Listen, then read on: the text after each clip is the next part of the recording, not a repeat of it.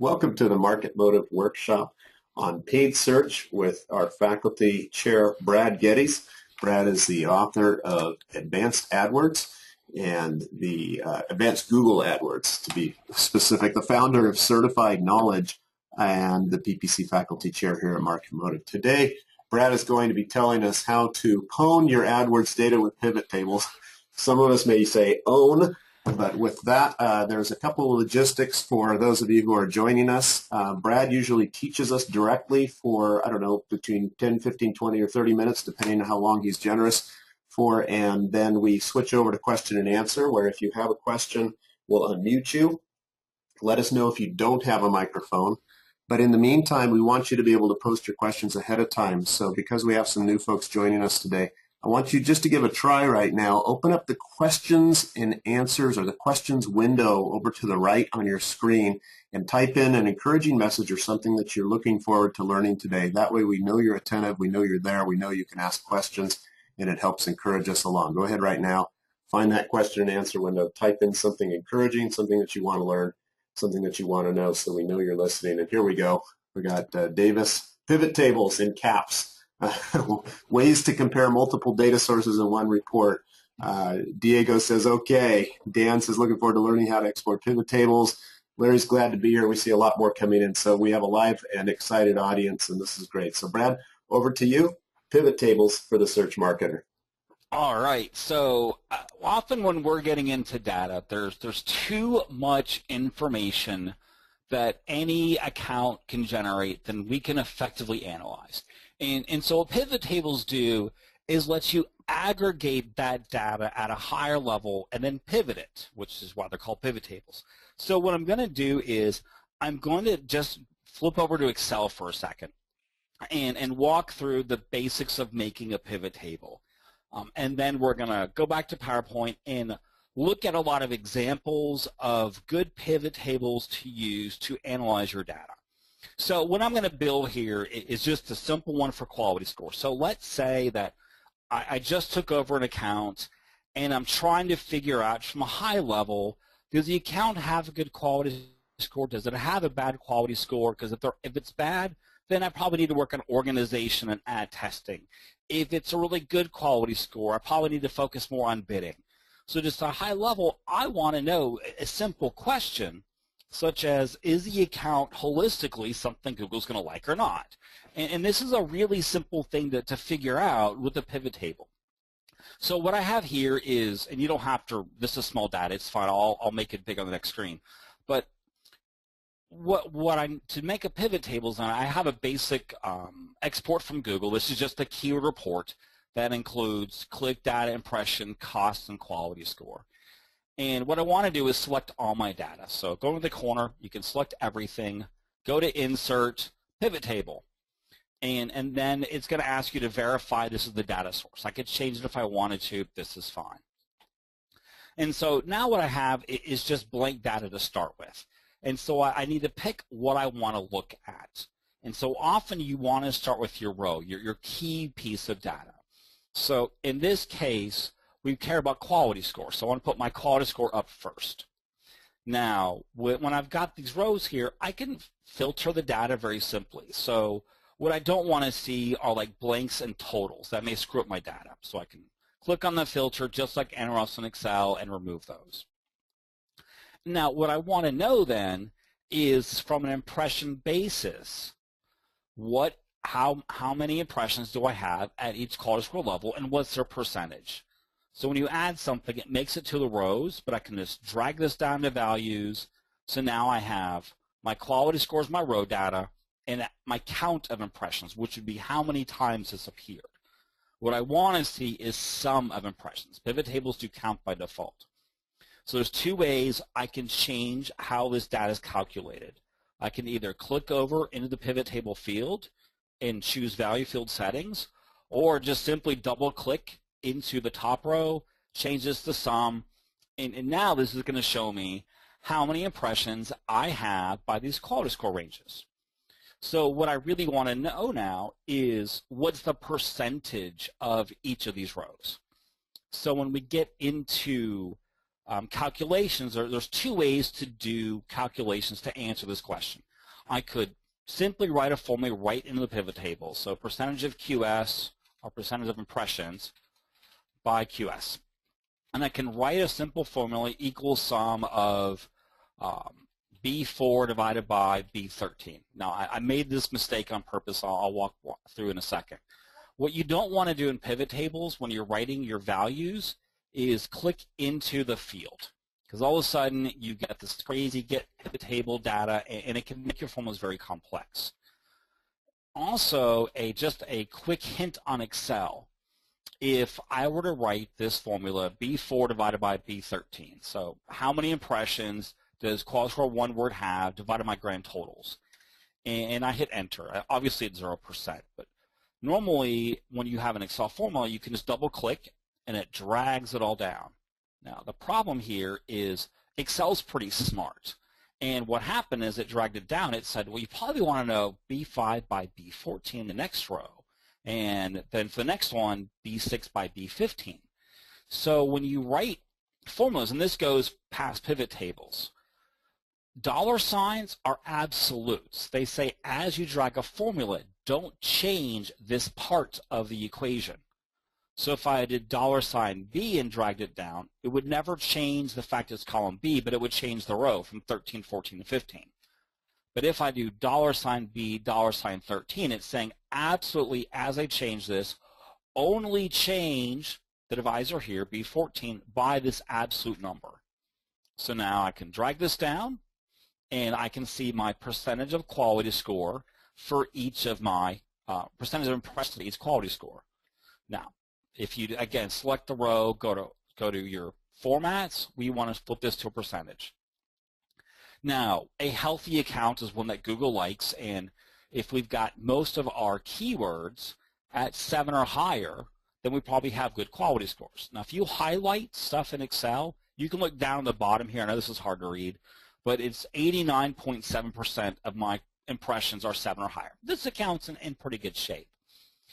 Now, often when we're looking at things, the problem with me writing a formula directly into the pivot table is, let's say I wanted to see my click-through rate by quality score to see, because normally as quality score goes up, so does click-through rate.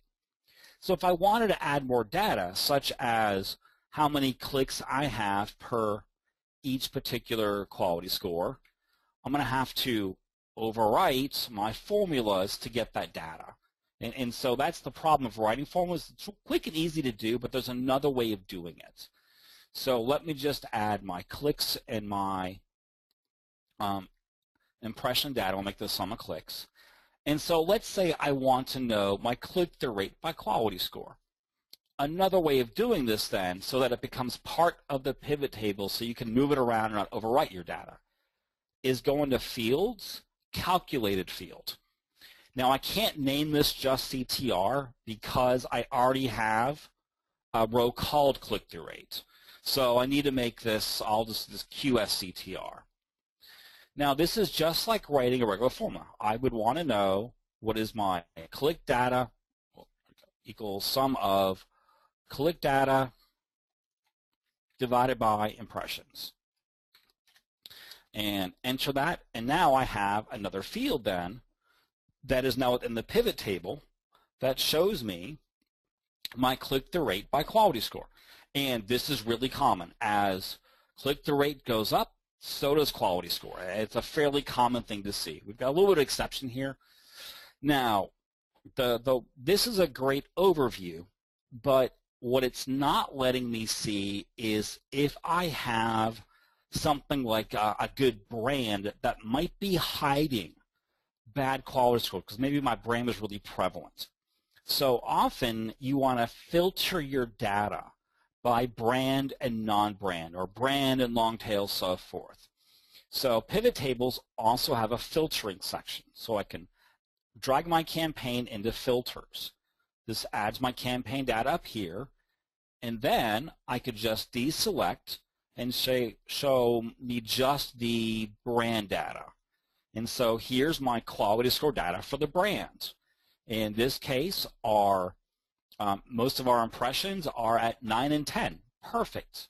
I could then redo this and say, show me the data for my non-brand information. And so this is an easy way then, if we've got our impressions by quality score. I'm just going to write this in because it's really fast to write it if you're not going to overwrite your data later on. B4 divided by B14 to see if my brand is strong and has high quality scores, if my brand is low, has low quality scores. So just by simply filtering back and forth, I could get an overall impression. And so that's the basics of pivot tables. You've got what data do you want to see, what data do you want to see it by, and then how do you want to look at it. And so what we're going to do is now jump into PowerPoint and talk about one of the nuances of calculated fields, and then look at other ways to use things. So with pivot tables, a big no-no is to do an average of a derived metric. So for instance, pivot tables just do aggregate-based information. They don't do weighted information by default. So let's say that I wanted to see my click-through rate by ad group. Now, ad groups, if I've got a keyword-based data here, I don't actually have an ad group click-through rate. I have all my keywords in an ad group click-through rate. So if, let's say, I've got one ad group that's got one click and one impression, that's a 100% click-through rate. Let's say I've got a second ad group. I've got 100 clicks and 1,000 impressions. That's a 10% click-through rate. Now, my average click-through rate, if I just did an average on a pivot table, it would say it's 55%. Oh, that looks great. That's a really misleading number. I would really want to see what's my weighted average information, which in this case is a 10.001% click-through rate. So that's why calculated fields are really useful, because you can put the raw data in, clicks, impressions, then calculate the click-through rate in the pivot table with the calculated fields, as opposed to doing the average of a derived metric like click-through rate, conversion rate, any of your derived metrics, because that is going to give you some really misleading information. And so again, that's where calculated fields are great. And this would be the difference. So if I did average of click-through rate here, is if I just went in the pivot table and said, show me my averages. My sum of CTR by quality score is my calculated field weighted information. And so it can be useful sometimes to look at this, because at quality score 4, I have a massive difference between the two here. So my weighted CTR is a 5.97. My average is a 0.26%. Now, what this tells me, because I've done this way too many times, is that I probably have 10 or 20 ad groups that overall sit in the 4 quality score range. And the vast majority of them have really low click-through rates, but I probably have one keyword that has most of the impressions that has a great click-through rate. But it's a quality score 4 word. So odds are it's a landing page issue for that particular word because the click-through rate's too high. And the rest of the words would fall into their bad CTRs or bad relevancy.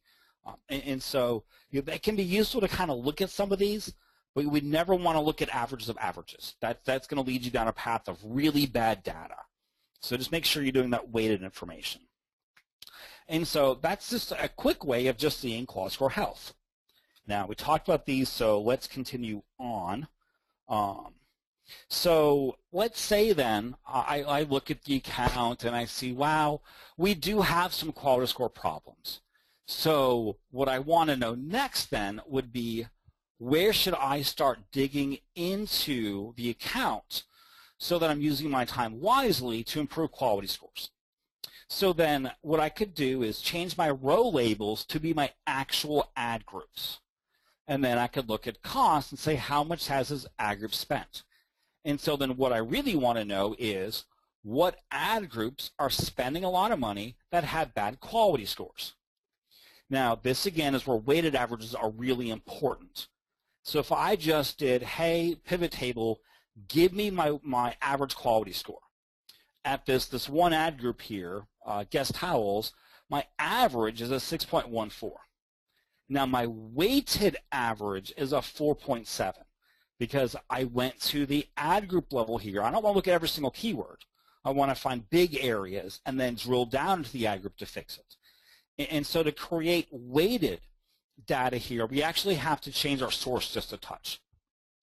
So if we go back to our source data, this would be the report we downloaded from AdWords, and we just make another simple column, which is quality score times impressions for every keyword. Just make a simple column. Now, if you add additional information to your source data, when you go back to your pivot table, you have the ability to either refresh your data or change the source. So we'd go back and we'd say, add this additional information in here. Then again, we want to use a calculated field so we can sort and filter by this. And since we're dealing with ad group data, which is the sum of keyword information, just by adding a simple formula, show me my quality score times impression data divided by impressions, now will give me weighted quality score by ad group. So now I can look at where I've got low quality scores, high costs, and look at that information. Now, in pivot tables, you can do some basic sorting, like let me sort by my cost, high to low, or let me sort my quality score, my lowest to my highest. But when you want to get into a lot of filtering, pivot tables aren't great for it. This is where your standard sorting and filtering in a regular sheet can be useful. So you can select your pivot table data, just click in the top corner like we showed earlier, hit Control-C, go to your new sheet, paste it in, and by default, Excel is going to make a pivot table. But you'll see a little icon where you can paste special.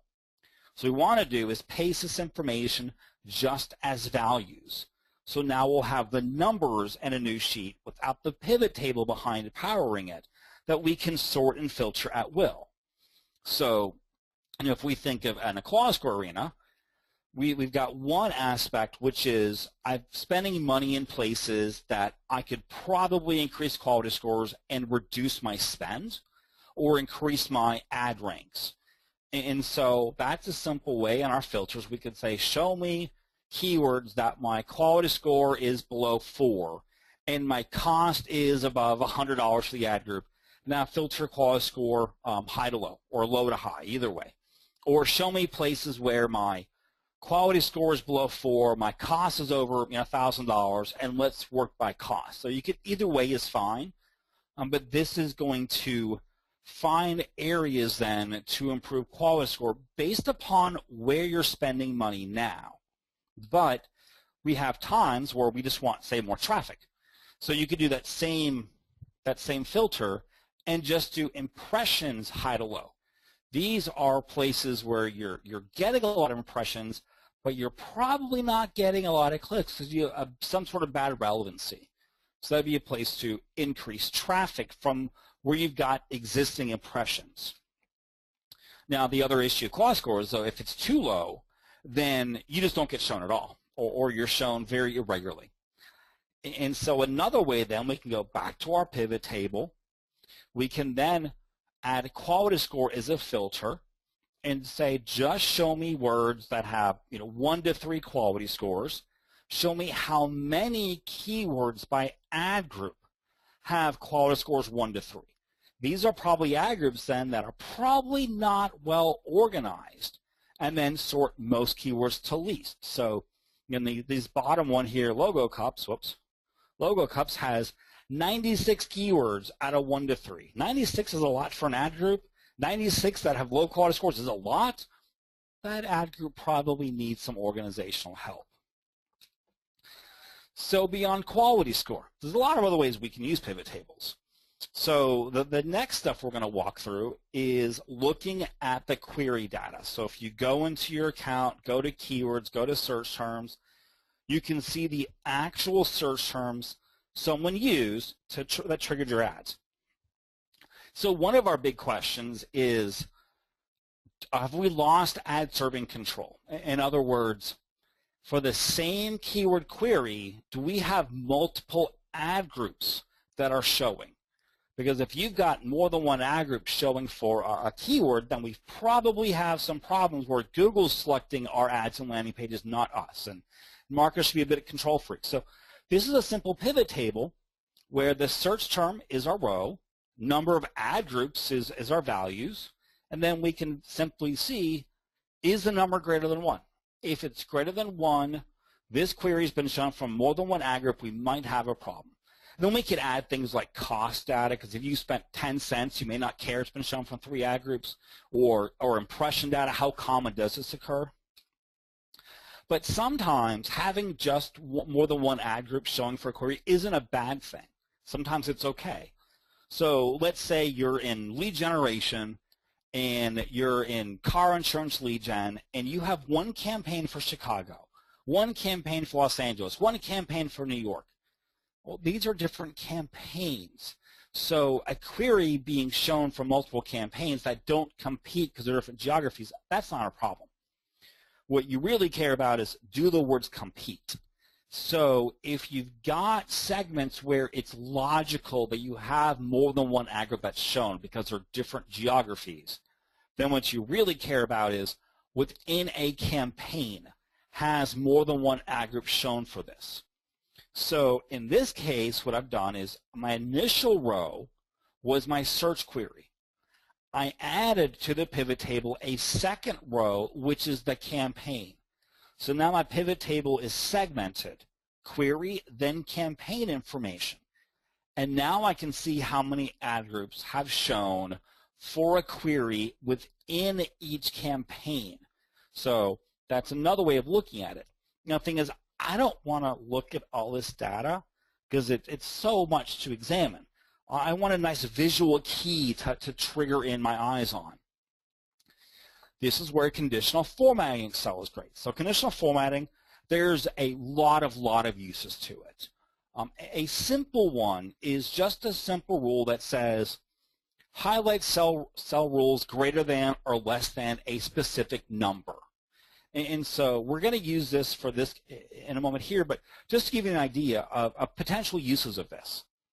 Let's say you're writing ads in Excel, but you're going to write them in bunches or write them with formulas and then paste them in the AdWords editor to put in your account. And you're writing 1,000 ads at once. Well, a nice simple rule would be, if my headline is greater than 25 characters, because Google's going to reject it, highlight it red. Right? If my headline is under 10 characters, highlight it orange, because we're not taking advantage of character counts. So that's a lot of ways to use conditional formatting. But in this case, we're just going to say, if within a campaign, this ad group has been shown, this query has been shown from more than one ad group, highlight it red. And then take my cost data next to it, and now what I'm looking for is anything that's in red, because it's lost ad serving control. I can sort cost high to low, and I can start with the places I'm spending the most money where I've lost ad serving control. So that's another simple way of using pivot tables. In our last workshop, we did an hour on this or something. So just from a simple standpoint, that's where ad group level negative keywords are great to help control that information. Campaign level negative keywords just don't show me. Ad group level is really more about ensuring Google shows the correct ad for any query. Because if we had a query such in this case, like cheap VPS website hosting, and we didn't have negatives, every single ad group could show for a cheap VPS website query. So this forces Google to show the correct ad, correct landing page for us. Now, another good question pivot tables can answer. In your campaign options, by default now, Google shows exact and phrase match words, shows them for misspellings, plurals, or really close variants. So the question is this a good or bad setting? And it's not. It's good for some people. It's bad for others. It's not a global turn off, turn on. It's more about your account. So if you take that query data again, what you first want to do, if you're using modified broad match, by default in a keyword data report, Google combines broad and modified broad together. So go to your keyword report that you initially downloaded, do a filter, and then for the actual keyword, just do a simple filter that says, if keyword contains a plus sign, which means it's modified broad match, then show me those words and your match type, change it to broad-modified so that now your match types are broad, broad-modified, phrase, phrase variant, exact variant, etc. So now we can take this information, put into a pivot table, and we can look to see how do our individual match types perform for us. And so in this particular case, for exact and exact close variants, our exact close variant is actually a touch better than our exact matches, which means we probably have some words we want to add to our account. Now, our close variant phrase is way worse than phrase match, which means we probably have some words we want to add as negatives to the account. So in this case, this is a very mixed signal because it's good for exact, it's bad for phrase. However, it's added a lot of conversions, exact match close variant compared to phrase. So overall, the overall impact is probably positive. Leave it on. Just need to add some more queries and negative keywords. But this is an easy way of just seeing how your match types are performing. Now, in this particular case, the cost, clicks, and conversion data, because it's straight metrics, is just done from the source. The cost per action and conversion rate, we would not want to do in the pivot table from a peer, use my average of conversion rates, because again, that's doing derived metrics, averages of derived metrics. So those are just calculated fields, add a CPA, conversion rate calculated field, and now you can see the true conversion rates for your broad, modified, etc. match types.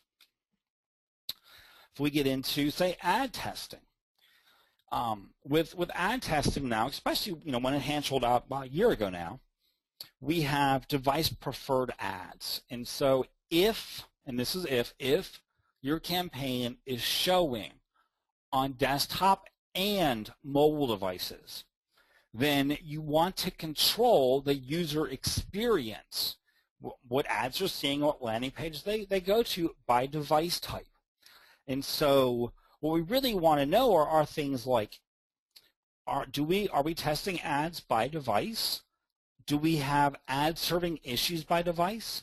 And one of the worst cases that happens is if you have an ad group that only has mobile preferred ads in it. So you were thinking about mobile users, maybe even a mobile destination URL. And that ad group does not have a desktop ad. Your mobile ads are showing on desktops. If you're sending to a mobile specific site, your desktop users are going to mobile sites. So we want to be able to see real quickly is by ad group, how do our ads stack up? So if you go into your columns information in AdWords, add device preference to your ad data, we can make another quick pivot table where we've got our ad line. We want to see our row labels are our ad group information. And then we have mobile and all in our value information. And then we just want to say how many ads exist in each of these conditions, mobile or all by ad group. And then add conditional formatting, where if ad is only one, then make it yellow because we're controlling serving there, but we're not testing. If we have no ads in the ad group, it's blank, make it red because we're not controlling the user experience there. So for instance, in ad group 1 here, we have 2 mobile preferred. We have no all device ads. Our mobile ads are showing on desktops. Ad group 2, oh, there's no ads at all. Okay, so this ad group is getting 0 impressions, and the reason why is we forgot to add ads. Ad group 3, we have a mobile ad, good. We're testing desktops. We're not testing mobile yet, so that's a good case to go ahead and test mobile. And so just by using a pivot table and a touch of conditional formatting, you can look to see where you need to create ads so that you're testing and controlling user experiences appropriately by device. Also, another good usage of pivot tables is when you're testing ads across multiple ad groups at once. So string-based testing or pattern-based testing. So for instance, if you've got accounts that have so many ad groups in it, you can never ever write all the ads. You're going to write formulas. Now, if you've got a really small account and you're not spending a lot of money per ad group, you also can use this technique to aggregate data at an ad line level so you can make statistically significant decisions even though you don't have that much data for it. And so by being consistent in your ad writing initially, then we can take our data by ad line level, so this is for description line 2, and then see across all these ad groups, how does any one line perform? So in this particular case, the description line 2, a free shipping option is our best conversion per impression. In fact, it does way better than free shipping options shop now for this particular account. A lot of accounts will see that having some particular call to action on the end will do better, but this is why we test. And so this is an easy way then of doing testing when you have big accounts and have to use formulas, or if you've got little amounts of data and you need to aggregate it some way. Aggregate it by headline or description 1, description 2, as long as you're consistent in your ad writing. Now, what can also be useful here is labels, because if you're, say, I'll go back to car lead generation for whatever reason. So let's say you're selling car insurance, but you're wondering what works better. Car insurance in geography name. And geography name could switch depending, of course, where you're showing your ads, versus cheap car insurance. So the problem with that is a pivot table by default would give you one line for cheap car insurance. It would give you another line for cheap car insurance in LA, cheap car insurance in Chicago. And you don't really care necessarily about each geography. You want to know what's more important, putting the geography in the ad or emphasizing the price point. So if you use labels instead, you can define what labels you want. You can make it geography versus non-geography. You could do it, hey, these are the different conversion types we have. And then you can use a label either as a filter or to even pivot the data on to see which is doing better. And so, for enterprise accounts, we could list out, all right, these ads, their goal is newsletter conversions, or these ads are brand-based ads. And so then, we apply our labels to our ads, and then in our pivot table, we just do a segment. Say, show me the ads whose goal is to get a newsletter subscription. Show me the ads whose goal is to do this. It's a label filter, then look at which ad line is doing best. That's the one we want to keep. Now, of course, what happens in reality is when you sort your metric, whatever you want to pick your data by, you're going to have some ad groups that's great for this ad line, but you're going to have some that aren't quite as good. So if you leave your totals and just sort, then you can see the ad groups that are below the average. And so the ad groups that are below that sort of benchmark average, if they're high impression words or high impression ad groups, you probably want to pull them out of a pattern-based testing and test them individually. Now, if it's just all long tail and you're not going to manage these 300 ad groups individually because they're long tail, you're just going to keep doing pattern-based testing, that's fine. It's acceptable loss when you're enterprise dealing with a lot of long tail items. Now, sometimes we get in the data and there's just too much to look at, where you think and say, well, I need to see this data just on Sundays, or I want to quickly see, I built this whole pivot table to see click-through rates and conversion per impression data, but I want to quickly be able to see it by brand or non-brand. Or this I want to see by individual hour of day. So if you go to your pivot table and you insert a slicer, you can pick the data you want to slice on. You'll see these 1, 2, 3 columns, depending on how many you make. And you can simply build some basic data and then just say, show me this by Sunday, show me this by Wednesday, show me this by campaign A, campaign B. So you don't have to build, what's 148 pivot tables, whatever it be, to see your conversion rates by hour of day by day of the week. You can very simply use slicers and just slice the data that's being displayed based upon these quick conditions, which can be any column you have in your source data. Now, something that's kind of nice is just to get an overview of your account. You might want to know things like, how many keywords do we have by ad group? Or do we have site links in all our campaigns? And seeing if you've got 100 campaigns, trying to check if you have site links in every campaign is a pain. So much easier way of doing this.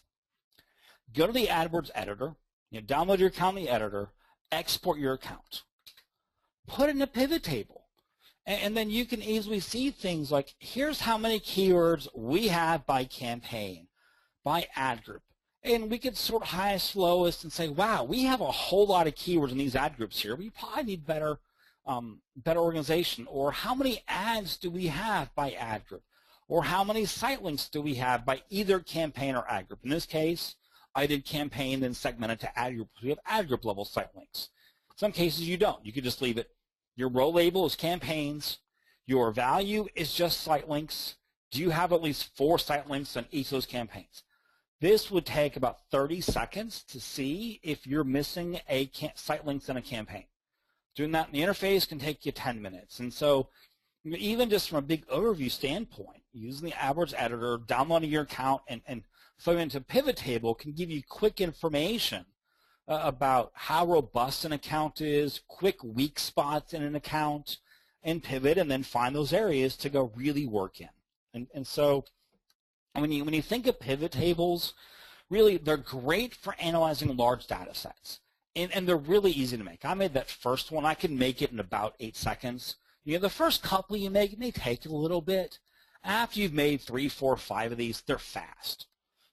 And so just some things to remember. Never do averages of averages or averages of calculated data.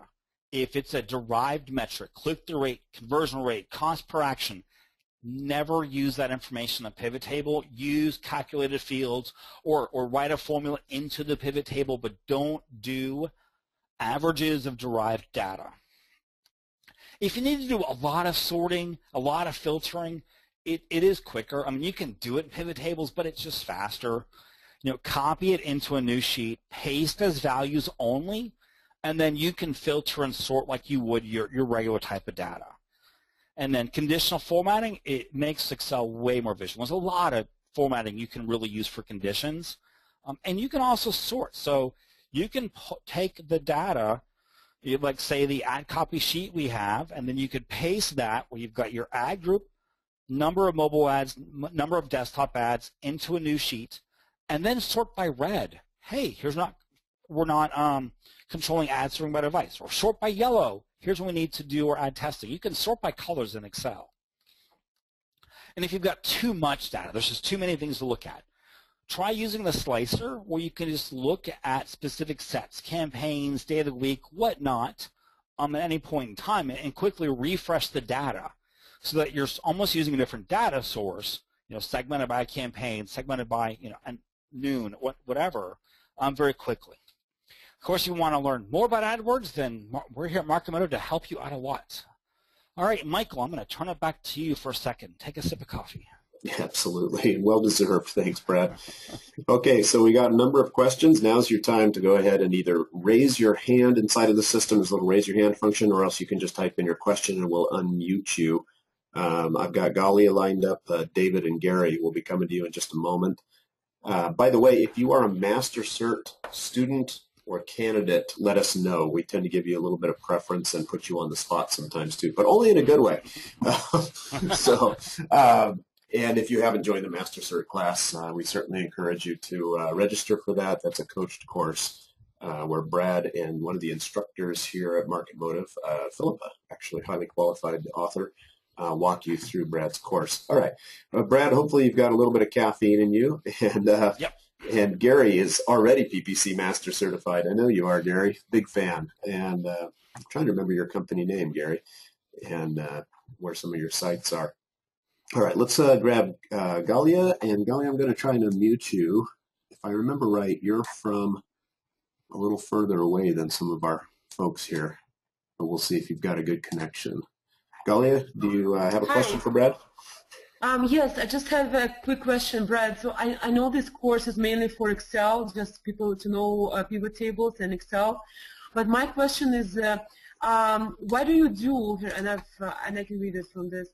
It wasn't clear what needs to be done to fix the problem of same search term appearing in different ad groups for the same campaign.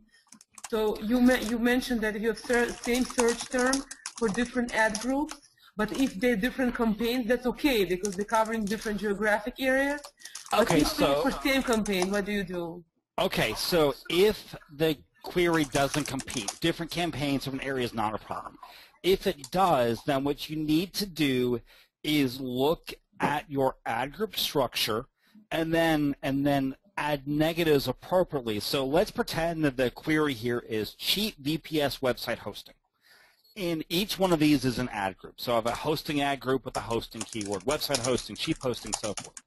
So for a query like cheap VPS website hosting, I've got to ask the question, which ad group is most appropriate, right? That's something you can't automate. Which is most appropriate?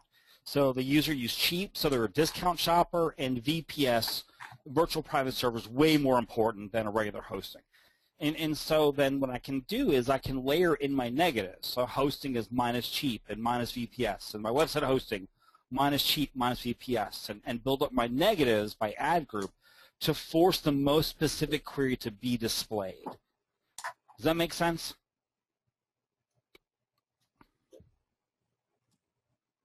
Galia may have muted herself. I hope she got the answer. Galia, let us know.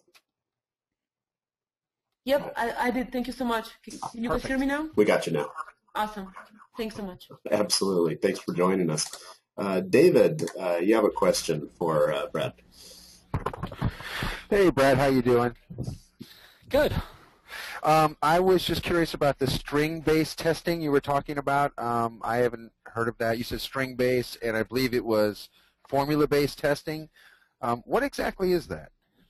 So let's say that I've got a account that is so big I can never write all the ads, or maybe I've got a really tiny business account, right? And I can't get enough data by ad to reach statistical significance. So what I can do then is start at a high level and say, what do I want to know? Do I want to know, does geography matter more than a headline than a call to action? For my description line 2, what matters more? Saying free shipping or something that is more, hey, shop now, or call us for a free quote, right? You've got a few different ideas. And so if I take that and I say, here's my 3 description line 2s. I can write my ads as normal in each ad group, but then for my description line 2, I'm going to make sure I use these 3 sets, right, across every single ad group. And so then now I'm running the exact same description line 2 across 20, 30, 1,000, whatever number ad groups. And so then I can take my ad data and say, show me the information by line, by individual line. And so now I can look and say, okay, for my description line 2, and that's just for this particular instance, free shipping option as a standalone description line 2 does better than my ad that says free shipping option, shop now. And so it's an easy way to kind of answer high-level questions about users, or do ad testing when you have so many ads you've got to write formulas. It's actually powerful to do it that way, or still little data. Does that help? Yeah, and the formulas, I'm kind of a little bit confused on that one. So the formula itself, so I use formula as sort of a generic term here, right? So like I might make an Excel sheet where I've got my ad groups listed out, and then my headline is, equals geography plus company name. And my second headline I just write out statically, and my third headline is going to be cheap plus ad group name, right? So this could be you're writing formulas within Excel to create the ads, or you're just using what you've got and changing the description line 2s in bulk to the AdWords editor. So it's not an equal sum plus or this. It's just essentially you're using combination methods to create your ads. Does that help? Yeah, so basically what you're saying is you're testing the different lines within the ads, and if you have a huge base of ads, you're using formulas to help you manage that. Exactly. Because if I've got, cool. long tail, let's say I've got a long tail campaign where I've got, 3,000 ad groups in it, but no ad group gets more than 100 impressions a month. Well, in like 2 years, I could get statistical significance for at least one ad, but it's not going to be for 2 years. But I've got, 300 ad groups and 100 impressions each, then really I'm getting 30,000 impressions a month. So I can now use that aggregate information at an ad level to have enough information to know when I've got statistically confident information to pick, hey, this line does better than this line. What do you consider, enough data to be significant?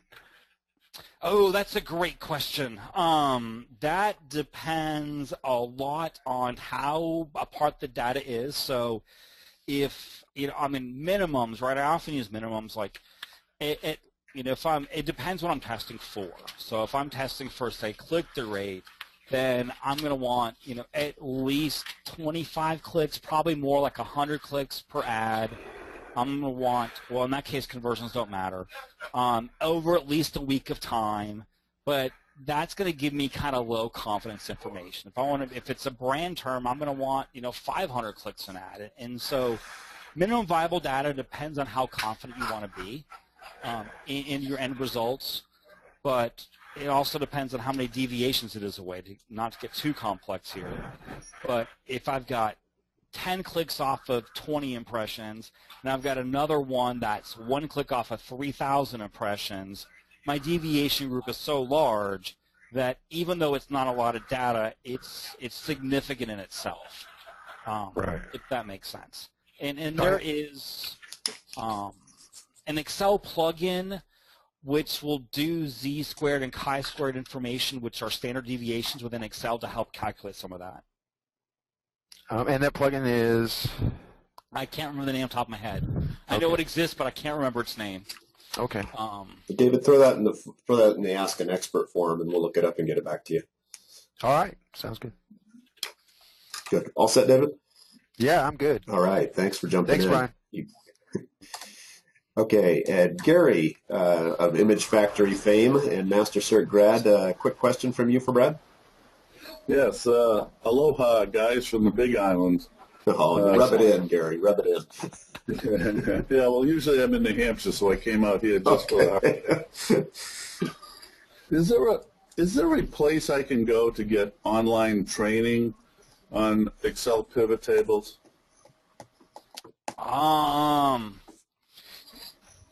I'm going to guess. I don't know the answer, but I'm going to guess that Khan Academy might have stuff on there. Khan Academy is a open source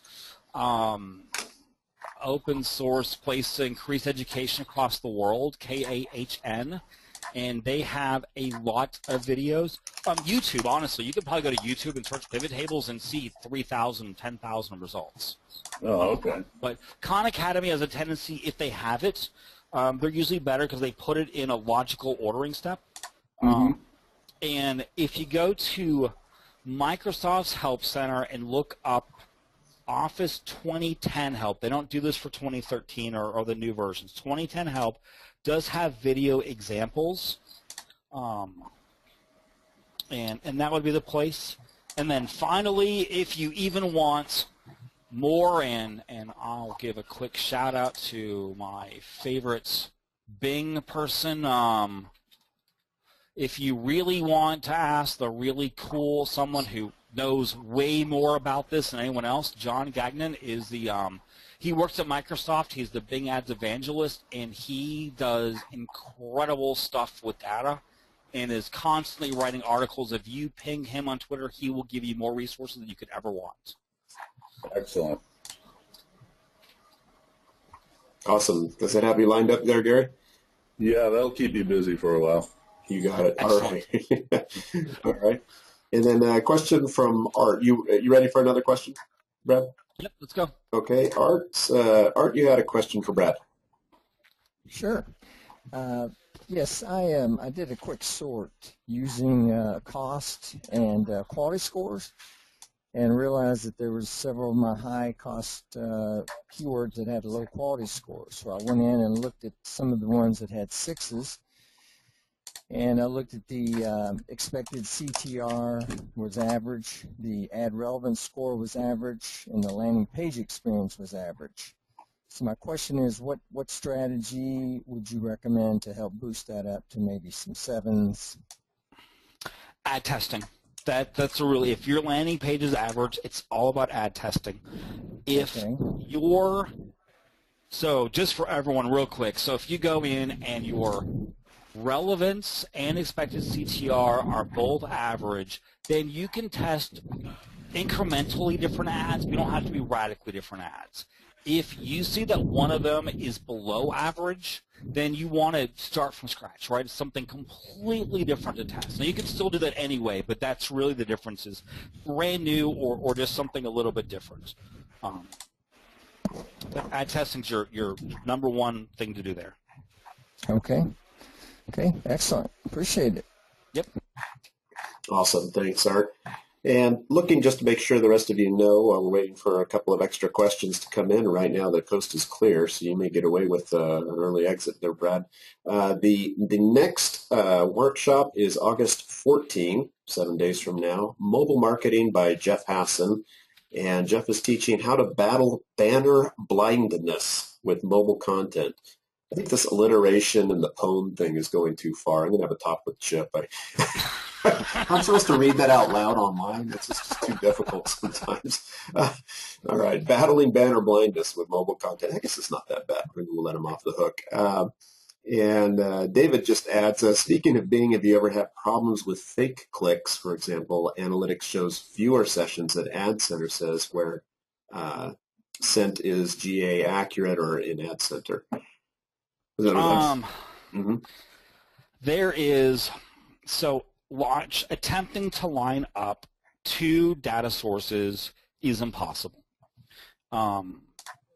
Bing knows when someone clicked on the ad. They don't know when your website loaded. So if GA didn't load, the user is using a privacy blocker, privacy badger, then GA won't actually load and collect the click.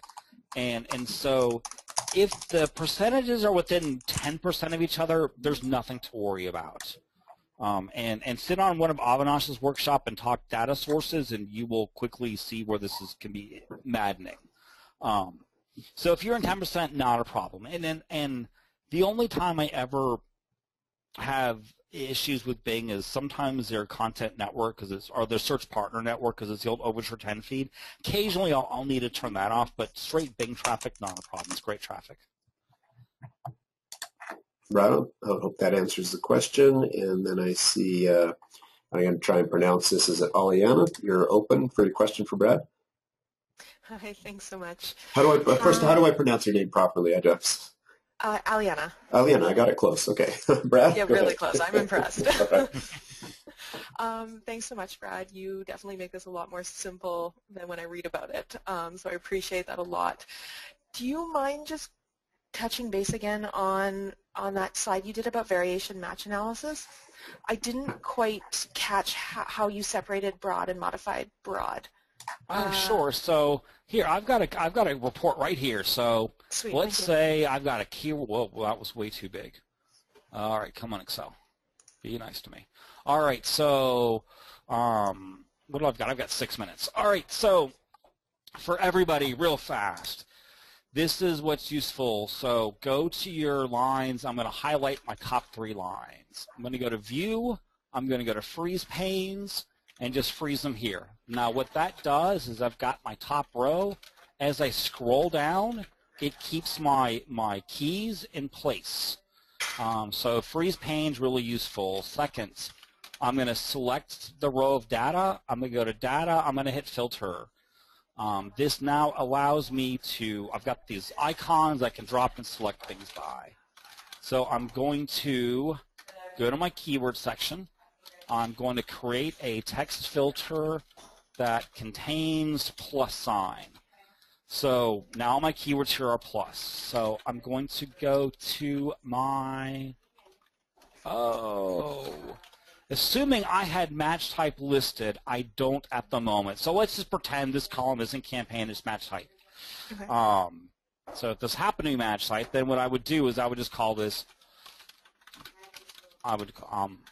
broad modified, and because I'm filtered, I can just drag this, double click, drag it down, and now only these words would now be considered modified broad. If I had others, then they wouldn't be. So I did make this match types from campaign. So if I clear my filter, you would see these didn't get touched, so this would pretend it's exact match, phrase match. These are the plus signs are left as modified broad. Does that help? That totally clears it up. Thank you. Perfect. Awesome. Thanks for the question, Leanna.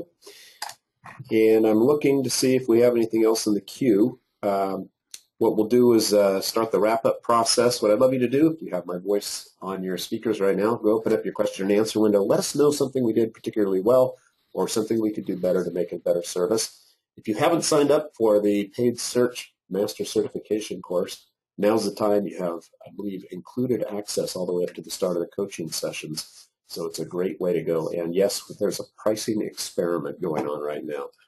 I don't know if you knew we were doing that, Brad, but we wanted to. I saw the blog post this morning, actually. Yeah, we're being very open about it. We're actually just trying to open this up to more people and see if it works well. So check out the website. I don't want to go on too long about that. Anything else that you want to add into the question and answer window? We'll leave this open for a little bit. And if we just missed your question, jump in and put it into the Ask an Expert forum inside of Market Motive. And that should do the trick. There's a few extra questions coming in. Brad, do you want to do one more before we wrap up? Sure. Okay, one quick question. I'll just read it. Do we have a more elaborate video on dissecting the account on pivot tables for AdWords? No. So what we do have is there's two videos that are really good on pivot tables. So let's just go here. If I jump to the master course, and this exists in the regular course too, and go into quality score, there is an entire video on how to do what I did in way more depth on quality score and some examples. If we go to the video archive, go to paid search, and works up archive, Excel. This was, oh shoot, Michael, what's her name? Liana. Liana and I did this together a couple years ago, which is a lot of AdWords analysis you can do with Excel, which covers more than pivot tables. She goes in a lot of things on conditional formatting. I touch on some things on pivot tables and filtering and so forth. Those are probably the two best videos on Excel that I'm aware of. Excellent, and I hope that answers your question. By the way, very fast navigation inside of Market Motive there, Brad. I'm impressed. I know where I'm going. You do. I've been doing it for a while. And then Art has a final question. This is the last one we'll take. What are some of the issues, maybe some top issues to consider when you're integrating Google Analytics data inside AdWords? Okay, integrating GA data into AdWords. Mm-hmm. Number one. Okay, I'm going to take like 4 minutes here, Michael, and we can wrap up. So number one is, which data source do you use to track conversions? Because GA does last click conversion, and AdWords does last AdWords click conversion, they're never going to agree. So just as a quick example for everyone here, let's say I go and click on your ad today, and I search for you in 4 days from now, and I click on your organic listing and I convert.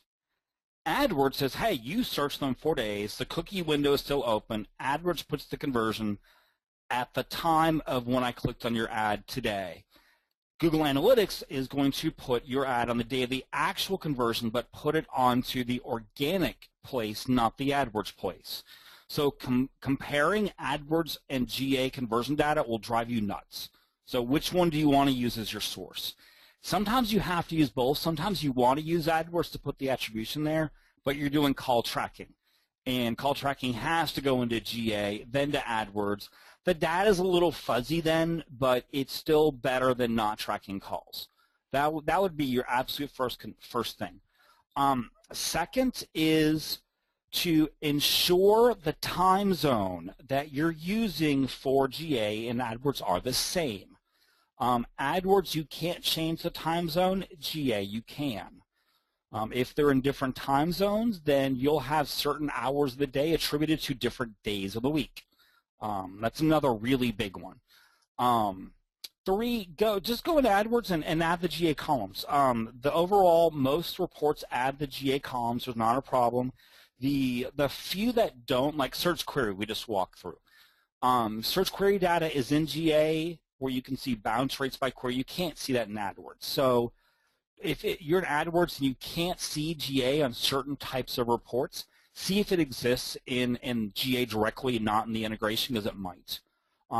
Lastly, if you have multiple people who access your account, then make sure they're listed as GA users. Because if they can access your AdWords account and log in, but they're not on the GA account, they will not see the GA segments. So every person who logs in that you want, obviously, to see GA data in AdWords, you want to make sure they're listed both in AdWords and in GA. Those are probably the main considerations for combining GA and AdWords together. All right, that's pretty impressive, actually, and I hope that answers your question, Art. And Art says excellent. All right, so again, we're going to go ahead and wrap up now. And Brad was generous to go a little bit over time there, and I appreciate that. You guys knew which buttons to push, I think. If we missed your question by chance, I don't think we did, maybe one or two at the end here, go ahead and put them into the Ask an Expert forum. We'll try and get back to those as soon as we can. Brad, thank you for a very generous session, and I love that you broke into Excel to show us how it really works. This will be recorded and is part of the archives for you who are members of Market Motive. And a lot of thanks coming in, by the way, from folks who are attending a pretty good sized class today. So Brad, thank you. And for the rest of you, we'll see you inside the Market Motive courses.